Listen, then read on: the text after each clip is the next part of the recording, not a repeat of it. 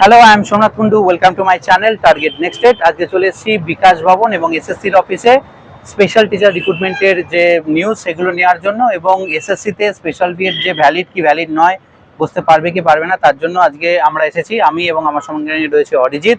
আমরা প্রথমে বিকাশ ভবনে যাই, 12টা থেকে 12:30টার মধ্যে বিকাশ ভবনে যাই এবং প্রায় 3:30 পর্যন্ত বিকাশ ভবনে ছিলাম, এবং তারপর এখন এসেছি এসএসসির অফিসে এবং এখান থেকে যে তথ্যগুলো কালেক্ট করেছি সেগুলি আপনাদের সামনে তুলে ধরবো, যে কি অবস্থা স্পেশাল এডুকেশন টিচার রিক্রুটমেন্টের এবং হচ্ছে এসএলএসটিতে স্পেশাল বিএড ভ্যালিড কি ভ্যালিড না সেই বিষয়ে কথা বলতে।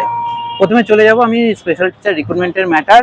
তো বিভিন্ন দপ্তরে যে আগে যা চিঠি চাপাটি যেগুলো আমরা করেছিলাম সেগুলো দেওয়ার পর বিভিন্ন দপ্তর, একদম ছোট থেকে বড় সবকটা দপ্তর, ল সেল অফিসার, সমস্ত জায়গাগুলো আমরাকে ঘুরেছি এবং ঘুরে যে তথ্যগুলো পেয়েছি সেগুলোই আপনাদের সামনে রাখবো।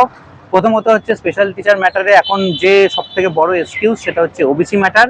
কিন্তু আমরা এখানে বলেছিলাম যে ওবিসি যদি কারণ হয় তাহলে এসএলএসটির যে ফর্ম ফিল আপ হচ্ছে ওবিসিদের তো ছাড়াই হচ্ছে, তাহলে এখানে যদি সমস্যা না হয় তাহলে স্পেশাল টিচার রিক্রুটমেন্টের ম্যাটারটা কেন ওবিসিটাই সমস্যা।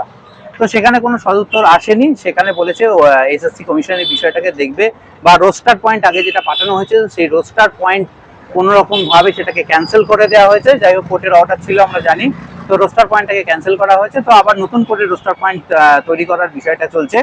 তো এইরকম জিজ্ঞাসা করতে করতে আমরা আরো কিছু ভেতরে ঢুকেছিলাম যে মেন কারণটা জানার জন্য যে কি ঘটনা। তো সেক্ষেত্রে আমরা গেছিলাম কোথায় না, স্টেট প্রজেক্ট অফিসারের কাছে আমরা গিয়েছিলাম। তো সেখানে একটা জিনিস জানতে পারলাম যে টোটাল ব্যাপারটা, যিনি স্টেট প্রজেক্ট অফিসার তিনি আবার অ্যাডিশনাল সেকেন্ডারি এডুকেশন। তো সেক্ষেত্রে কিন্তু এই যে স্টেট প্রজেক্ট অফিসারের কাছে কিন্তু এই বিষয়টা কিন্তু আটকে রয়েছে, এটা একটা ম্যাটার। এবং ওনার পিএর সাথে দীর্ঘদিন কথা হয়েছে। উনি পিএ ভীষণভাবে ডিমোটিভেটেড করেছে যে আমি আগেও বলেছিলাম স্পেশাল টিচার রিক্রুটমেন্ট এখন হবে না, এবং এখনো বলছি যে স্পেশাল টিচার রিক্রুটমেন্ট হবে না। মানে এই ব্যাপারটা ওনার পিএ ডাইরেক্ট বলেছে। মানে অতিরিক্ত চাপ, ঠিক আছে, অতিরিক্ত চাপ যদি তৈরি করতে তোমরা না পারো, সেটা যেমন ভাবেই হোক, অতিরিক্ত চাপ যদি না তৈরি করো ফাইল এগোবে না বা এখন হবে না। এটা কিন্তু উনি অফিসিয়ালি আনঅফিসিয়ালি যাই বলেন না কেন আমাদের বলে দিয়েছেন যে এইটা এই মুহূর্তে হবে না, এগুলো নিয়ে অনেক চাপ আছে। কি চাপ, কোথাকার চাপ, কেন চাপ আমি বলতে পারবো না। তার মানে এই দপ্তরের মধ্যে আমরা জানি, আগের দিন একটা নোটিশ দেখেছিলাম যে নবান্ন থেকে একটা নোটিশ করা হয়েছিল কোনো রিক্রুটমেন্ট প্রসেস কিন্তু ডিলে করা যাবে না। কিন্তু এই ক্ষেত্রে আমরা দেখছি যে এই যে কিছু আধিকারিক লেভেলের যে ফাইলগুলো আটকে রয়েছে সেগুলো ভীষণভাবে ডিলে হচ্ছে। কেন ডিলে হচ্ছে, মানে হয়তো ওনাদের কাজের চাপ বেশি, কি ব্যাপার সেটা তো আমাদেরকে খুলে বলছে না, কিন্তু বিষয় হচ্ছে রিক্রুটমেন্টটা ডিলে হচ্ছে। তো সেখান থেকে উনারাই বলছেন ভীষণভাবে চাপ তৈরি করো, যাতে না করলে এটা কিন্তু হবে না, ওনারাই বলছে। ঠিক আছে, তো এটা একটা প্লাস পয়েন্ট। চাপ মানে আমি এখন আন্দোলনে যাব নাকি কোর্টের দরজা যাব, কি যাব, সে কিছু বলার ব্যাপার নয়, কিন্তু চাপ তৈরি করতে হবে। স্টেট প্রজেক্ট অফিসারের ডিপার্টমেন্ট থেকে, ওর খোদ ডিপার্টমেন্ট থেকে কিন্তু এটাই বলেছে। মানে বিশাল লেভেলের চাপ আসলে তবেই আমরা সরবো, তবে হয়তো কিছু হবে। অতিরিক্ত লেভেলের চাপ আসলে তবে আমরা সরবো, ঠিক আছে, তবেই কাজটা শুরু হবে। হ্যাঁ, আর কিছু ওবিসি ম্যাটারটা তো একটা ম্যাটার, কিন্তু আমি তো বললাম যদি এসএসসি ফর্ম ফিল আপ এখানে হতে পারে ওবিসি ছাড়া, তাহলে আমাদেরও তো একই ম্যাটার, তো কেন হবে না? তো সেইটা ব্যাপারটা তো আমাদের ফর্ম ফিল আপ হতে পারে, টেট হতে পারে, কেন হবে না? এটা ম্যাটার ছিল। কিন্তু যাই হোক, এই বিষয়গুলো ওনাদের যাই যুক্তি দিই না কেন, যাই বলি না কেন, ওনারা সবকিছুতেই সমস্যা আছে, এই হচ্ছে একটা ম্যাটার। ফর্ম ফিল আপ যদি করানো যায় তো ওবিসি আদার্স হিসাবেই করবেন, পরবর্তীকালে এডিট অপশন থাকবে, এডিট অপশন করে দেওয়া যেতে পারে, করা যাবে সেটা। কিন্তু ওরা সেটাও করছে না, ওবিসি ম্যাটারকে ওরা বেশি প্রাধান্য দিচ্ছে। ঠিক আছে, কিন্তু এটা স্টেট প্রজেক্ট অফিসারের যে ডিপার্টমেন্ট রয়েছে সেখানে কোনোভাবে স্পেশাল এডুকেশন টিচার রিক্রুটমেন্টের প্রসেসটা কিন্তু থমকে রয়েছে, আটকে রয়েছে, তার হয়তো পারমিশন আসছে না। আমরা নিলয় বাবুর কাছেও গিয়েছি, নিলয় বাবু ভালোভাবেই বললেন রিক্রুটমেন্ট ম্যাটারটা আমাদের ম্যাটার নয়। আর একটা এখানে জিনিস, যে আমাদের একটা অ্যাপ্লিকেশন ছিল যে আমরা জানি প্রাইমারি এবং আপার প্রাইমারিতে স্পেশাল এডুকেশন টিচার রিক্রুটমেন্টের গেজেট বা নোটিশ হয়েছে, কিন্তু 9, 10 বা 11, 12 কিন্তু কোনো স্পেশাল টিচার রিক্রুটমেন্টের কোনো গেজেট নোটিফিকেশন বা রিক্রুটমেন্টের কোনো অর্ডার বা সিট ক্রিয়েশন কিন্তু হয়নি। তাহলে আমাদের প্রশ্ন কিন্তু ছিল যে এটা কেন হচ্ছে না, সে বিষয়ে কি বললো তুমি বলো। সে বিষয়ে বললো যে এটা শুধু 5 to 8 আপার প্রাইমারি না, এটা টোটাল সেকেন্ডারি লেভেলে হবে, 5 to 12 হিসাবেই এটা ওরা নেবে, ওরা এক্সামটা সেভাবেই। কিন্তু এখানে আমার প্রশ্ন ছিল যে আপার প্রাইমারির একজন স্পেশাল এডুকেটর সে কিভাবে 12 লেভেলের ক্লাসটা নিতে পারবে? সে তো রিক্রুটেড হচ্ছে আপার প্রাইমারি লেভেলের পর্যন্ত, সেই সদ উত্তর কিন্তু উনি দিতে পারেননি। আমি নিলয় বাবুকেই বলেছিলাম, উনি আমাকে বলছেন কোর্ট অর্ডার দেখা, আমি কিন্তু কোর্ট অর্ডার আমার ব্যাগে ছিল, আমি সঙ্গে সঙ্গে কোর্ট অর্ডার বার করে দেখিয়ে দিয়েছি। দেখুন যে আমাদের 22 সালে যে রিক্রুটমেন্টে যে এমএইচআরডি যে গাইডলাইনটা দিয়েছিল, যেটা মেনে রিক্রুটমেন্ট করার কথা সুপ্রিম কোর্ট বলেছিল, সেখানে কিন্তু এনইপি 2020-র সেই 3টে স্টেজ, ফাউন্ডেশন, প্রিপারেটরি, মিডিল এবং সেকেন্ডারি, প্রত্যেকটা স্টেজ কিন্তু দিয়ে দিয়েছে এবং তার গাইডেন্স দিয়ে দিয়েছে, কি কি এলিজিবিলিটি ক্রাইটেরিয়া দিয়ে দিয়েছে। তাহলে আমরা কেন শুধুমাত্র প্রাইমারি আর আপার প্রাইমারি আটকে রয়েছেন, আপনার 9, 10 বা 11, 12টা কেন করলেন না?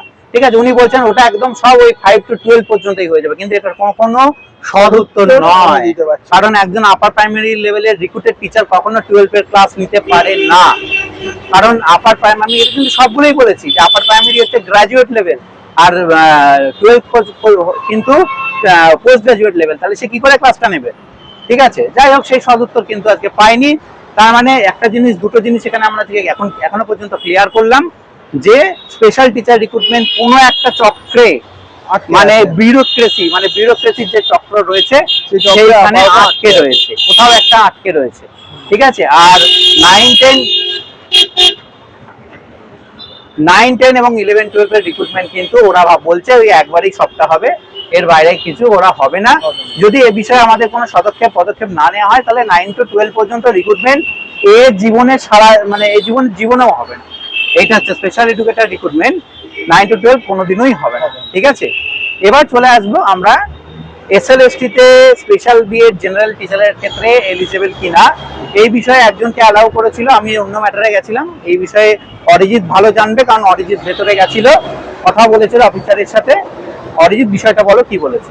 ওরা বলছে যে স্যার আমরা তো ফর্ম ফিল আপ করতে পারবো না, কেন যে এখানে শুধু এনসিটি বিএড আছে, আমাদের আরসিআই বিএড এর কোনো অপশন নেই। তো উনি একজনকে ফোন করলেন, ফোন করার সাথে সাথে উনি বলছেন যে নর্মাল বিএড হিসাবেই ফর্ম ফিল আপ করে দাও। ফর্ম ফিল আপ করে দেওয়ার পর পরবর্তীকালে যদি এখনো এই ব্যাপারটা হচ্ছে টোটাল বিচারাধীন, কারণ এসএসসি যে বড় বড় লোকেরা এখনো পর্যন্ত সেটা নিয়ে ওরা আলোচনা চলছে, আলোচনা এখনো আসেনি। তো উনি বলছেন যে আপাতত তোমরা ফর্ম ফিল আপ করে দাও। ফর্ম ফিল আপ করে দেওয়ার পর পরবর্তীকালে যদি কোনো এডিট অপশন দেয়, যদি এটাকে ইনক্লুড করা হয় আরসিআই বিএড কে, যখন এডিট অপশন থাকবে তো এডিট করে তোমরা সেটাকে চেঞ্জ করে দিতে পারবে আরসিআই বিএড। তো আপাতত ওরা বলছে এটা হিসাবেই ফর্ম ফিল আপ কমিশন থেকে এটাই এখন বলেছে যে আপনারা এখন করুন, যে জেনারেল বিএড অপশনটা দিয়ে ফিল আপটা করে দেন। ঠিক আছে, পরে যদি এটাকে ইনক্লুড করা হয় তাহলে এসএসসি নোটিশ দেবে, বা যাই হোক আমরা জানতে পারবো, তখন এডিট অপশনে গিয়ে ওটাকে ইনক্লুড করে দেবেন। কিন্তু অরিজিৎ কিন্তু আরেকটা প্রশ্ন করেছে, যদি আমরা ইন্টারভিউতে যাই, গিয়ে বাদ হয়, তখন কি করব? তার সদুত্তর কিন্তু পাইনি, তার সদুত্তর কিন্তু কোনো কিছু ছিল না, পাইনি। যাই হোক, গাড়ি চাপ হয়েছে অনেক। কি বললো উনি? তারপরে বল। উনি সদুত্তর কিছু দিতে পারছেন না। তার মানে দেখুন, ব্যাপারটা এরকমই, আপনারা এখন জেনারেল বিট দিয়ে ফিল আপ করতে পারেন, পরে যদি এসএসসি ইনক্লুড করে তাহলে আপনারা সেটা ইনক্লুডেড হয়ে যান, কোনো সমস্যা নেই। কিন্তু আমার মনে হয় কেস করে আপনাদের একটা মানে বাঁচার একটা গাইড, মানে কোর্টের একটা অর্ডার আগের বারে যেমন ছিল সেরকম করে রাখাটাই ভালো, কারণ তখন ইন্টারভিউ হয়তো 50, 20, 100, 200 জন যাবেন, তখন গিয়ে কেস করাটা আরো কষ্টকর হবে। ঠিক আছে, সমস্যা তো থেকেই যাচ্ছে, বিষয়টা এখনো ক্লিয়ার হচ্ছে না। আমি এটাও বলেছিলাম যে এই বিএড দিয়ে কিন্তু আগের বার চাকরি পেয়েছে এবং 5-6 বছর চাকরিও করছে। তো যাই হোক, অনেকেই পেয়েছে চাকরি। যাই হোক, উনি এখন বলছেন আপনারা আপাতত এটা করুন, পরেরটা পরে দেখা যাবে। এইটুকুই আজকে খবর আমরা সংগ্রহ করতে পেরেছি। আর এই ধরনের খবর আরো পেতে বা জানতে অবশ্যই আমার চ্যানেলটিকে লাইক, শেয়ার এবং সাবস্ক্রাইব করবেন। আমরা নেক্সট ডে আবার যখন বিকাশ ভবন এবং এসএসসি অফিসে আসবো, আপডেট যে নিউজগুলো পাবো অবশ্যই আপনাদের সামনে তুলে ধরার চেষ্টা করব। আজকে এইটুকুই, সকলকে অসংখ্য ধন্যবাদ, নমস্কার। আচ্ছা, থ্যাংক ইউ।